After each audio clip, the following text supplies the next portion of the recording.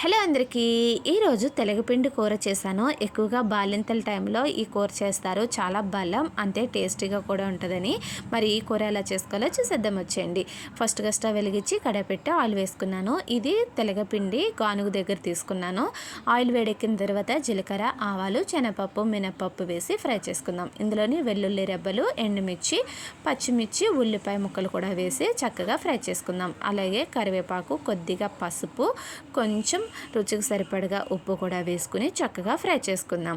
ఉల్లిపాయలు బాగా ఫ్రై అయిన తర్వాత కొద్దిగా కారపొడి కూడా వేసి బాగా మిక్స్ చేసుకుని వాటర్ వచ్చేసి 1 కప్పు పిండికి 1 కప్పున్నర వాటర్ పోసుకుంటే కరెక్ట్గా సరిపోతుంది. వాటర్ పోసి మూత పెట్టి మరగపెట్టుకుందాం. మరిగిన తర్వాత సాల్ట్ అది సరిపోయిందా లేదో చూసి పిండి యాడ్ చేసి చక్కగా మిక్స్ చేసుకుంటే పొడి పొడిలాడేంత వరకు ఫ్రై చేసుకుని లాస్ట్లో కొత్తిమీర యాడ్ చేసుకుంటే టేస్టీగా ఉండి బలాన్ని ఇచ్చే తెలగపిండి కూర రెడీ అయిపోయింది.